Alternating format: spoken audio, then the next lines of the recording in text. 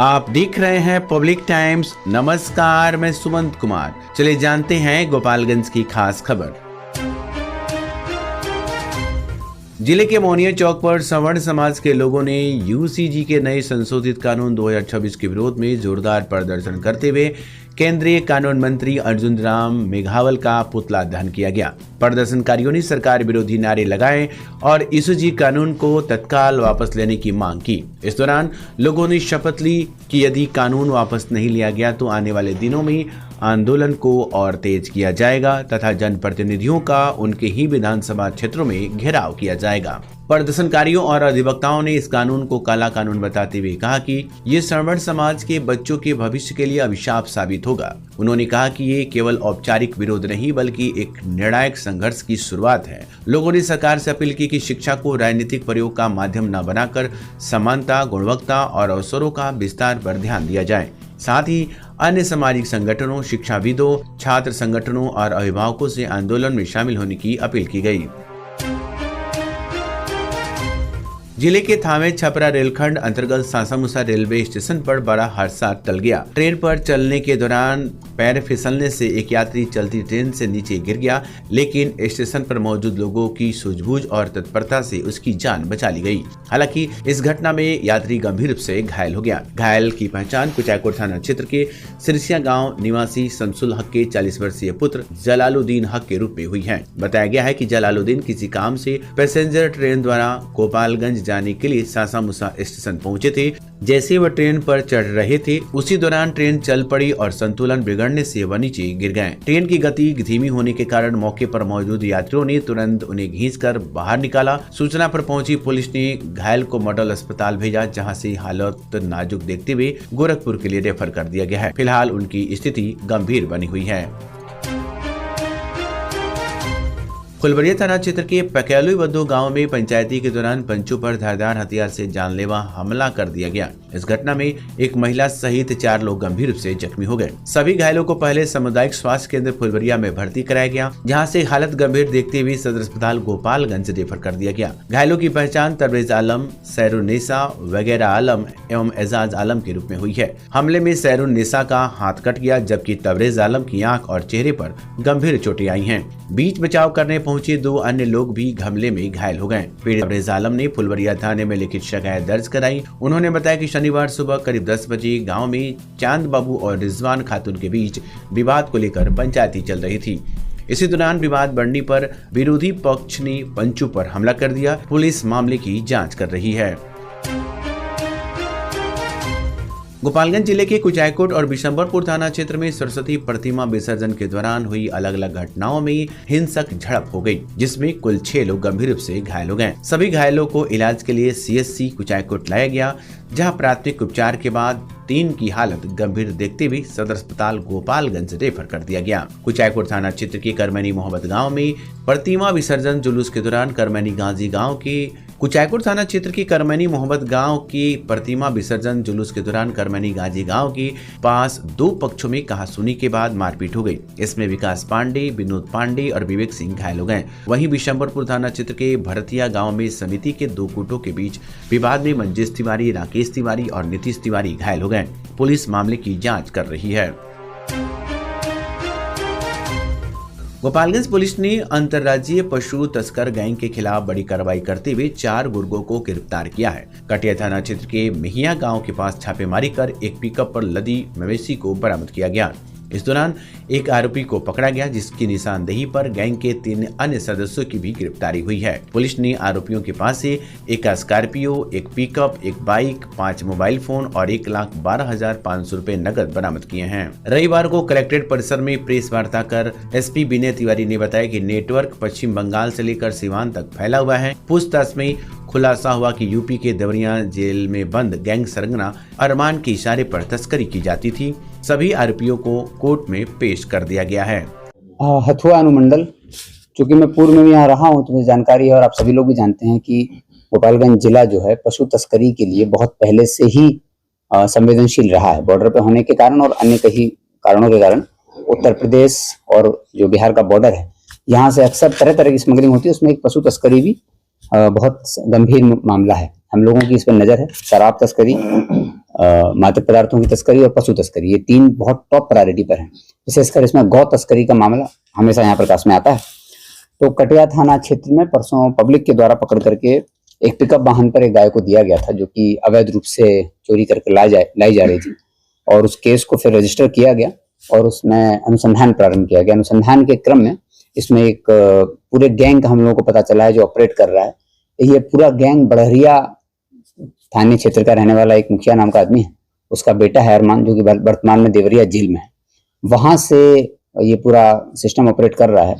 उसके पास गोपालगंज, यूपी के देवरिया, कुशीनगर, गोरखपुर, इन सब जिलों से, इन सब क्षेत्रों से जो गौ तस्कर होते हैं वो गायों को चोरी कर करके या अन्य तरह के लोक लुभावन तरीकों से खरीद करके इस तक पहुंचाते हैं।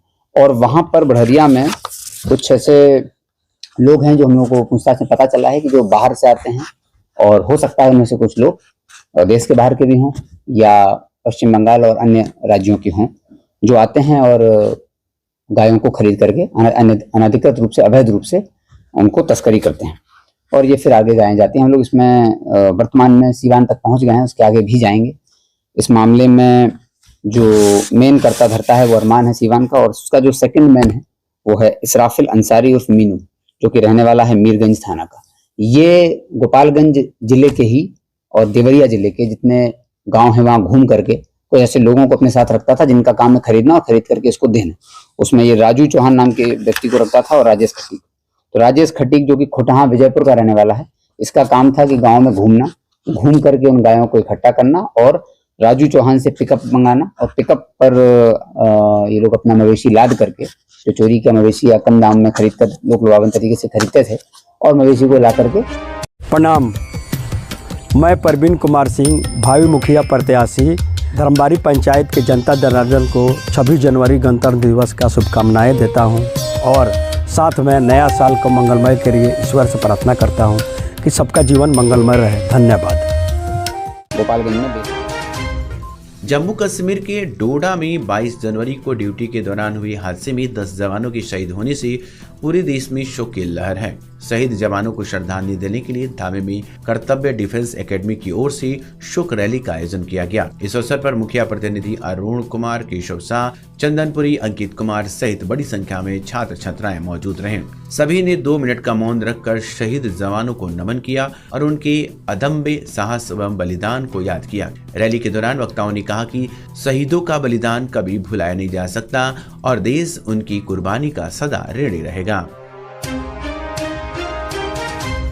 राष्ट्रीय मतदाता दिवस 2026 के अवसर पर पटना के अधिवेशन भवन में आयोजित राज्य स्तरीय समारोह में निर्वाचन कार्यों में उत्कृष्ट योगदान के लिए गोपालगंज जिले के 4 अधिकारियों एवं 1 बीएलओ को सम्मानित किया गया। बिहार के मुख्य सचिव प्रत्यय अमृत ने सभी को पुरस्कार राशि और प्रशस्ति पत्र प्रदान किया। जिला निर्वाचन पदाधिकारी पवन कुमार सिन्हा को विशेष गहन पुनरीक्षण अभियान के सफल संचालन के लिए सम्मान मिला। उप निर्वाचन पदाधिकारी डॉक्टर शशि प्रकाश राय को विधानसभा चुनाव के दौरान प्रभावी चुनावी प्रबंधन हेतु सम्मानित किया गया। इसके अलावा तत्कालीन उप विकास आयुक्त निशांत कुमार विवेक, बरौली विधानसभा के सहायक निर्वाची पदाधिकारी मुकेश कुमार तथा कटिया प्रखंड के बीएलओ सत्यदेव कुमार को भी उनके सराहनीय कार्यों के लिए राज्य स्तरीय सम्मान प्रदान किया गया। 26 जनवरी 2026 को गोपालगंज जिले में 16वां राष्ट्रीय मतदाता दिवस उत्साहपूर्वक मनाया गया। अंबेडकर भवन में आयोजित कार्यक्रम का शुभारंभ उप विकास आयुक्त गौरव कुमार ने दीप प्रज्वलन कर किया। कार्यक्रम में जिले के सभी बीएलओ को प्रशस्ति पत्र देकर सम्मानित किया गया। इस अवसर पर जिला निर्वाचन पदाधिकारी सह जिलाधिकारी पवन कुमार सिन्हा को विशेष गहन पुनरीक्षण 2025 के तहत उत्कृष्ट कार्यों के लिए राष्ट्रीय सम्मान प्रदान किया गया। अधिकारियों ने इसे जिले के लिए गौरवपूर्ण उपलब्धि बताया। रविवार को माझागढ़ प्रखंड के बिशंबरपुर स्थित RM पब्लिक स्कूल परिसर में एनडीए व भाजपा कार्यकर्ताओं ने प्रधानमंत्री नरेंद्र मोदी के मासिक रेडियो कार्यक्रम मन की बात को सामूहिक रूप से सुना।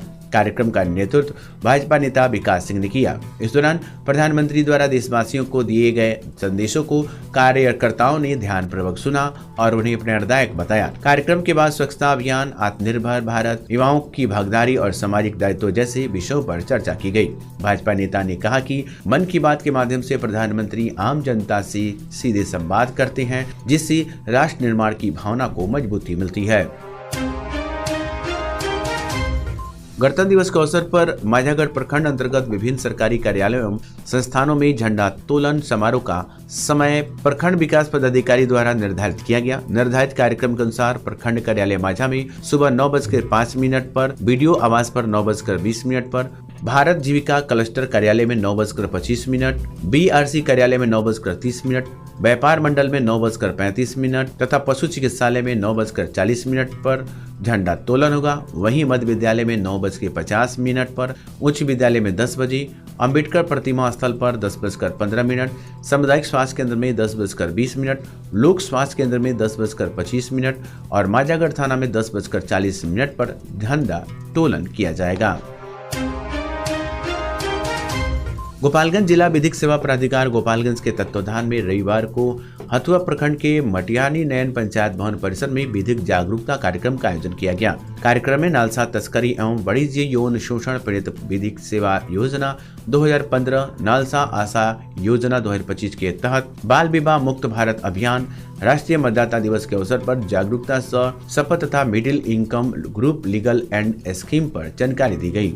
पैनल अधिवक्ता ओम प्रकाश तिवारी एवं पीएलबी कन्हैया कुमार बैठा ने ग्रामीणों को विधिक सहायता, बाल विवाह की रोकथाम एवं मताधिकार के महत्व के बारे में बताया गया। इस दौरान उपस्थित लोगों को लोकतांत्रिक शपथ दिलाई गई तथा 1098 तथा 10100 हेल्पलाइन की जानकारी दी गई। कार्यक्रम में जनप्रतिनिधि व ग्रामीण मौजूद रहे। तो ये थी गोपालगंज की खास खबर। आपका दिन शुभ हो। धन्यवाद।